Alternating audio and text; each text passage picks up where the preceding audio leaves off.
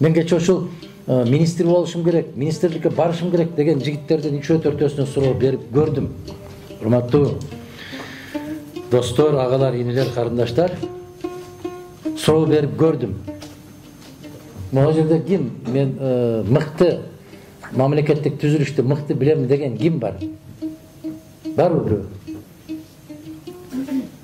Каржы маселесин жакшы билем деген барбы бирөө? Атын ким? Базарбек. Кесибиң ким? Мамлекеттик муниципалдык башкаруу. Ай азамат, жакшы экен. Муну Базарбекпи? Базарбек, айтчы. Республикалык бюджет менен консолидированный бюджеттин айырмасы эмнеде?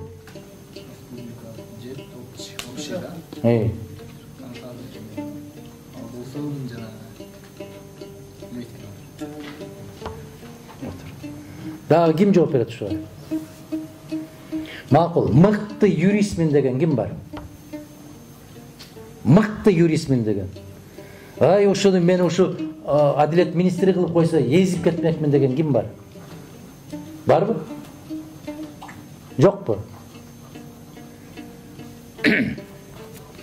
Биз ушундай критерийлер менен тандамакпыз, Пазыл мырза. Ушундай критерий. Жөн эле ушундай отургузуп алып, уялбай туруп экзамен алышыбыз керек. Уялбашыбыз керек. Ата жотосун жаздырганды көрсөтүшүбүз керек. Биз жазалабы, жазалбайбы? Германиядагы шаарларды айталабы, жокпу?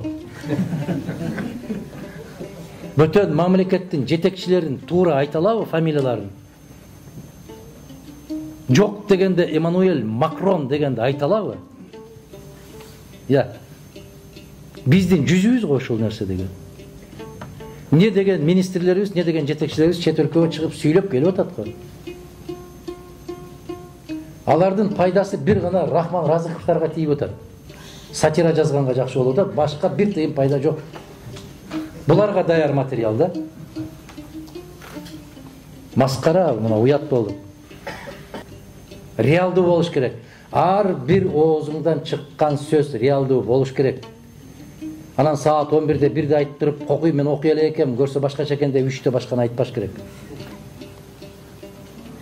Оку айланайын биринчи, ай сүйлөрдөн башта оку. Оку. Илгери айтчу эле го, жигиттин сөз өлгөнчө өзүнүн өлгөнү артык деп. Азыр тескери.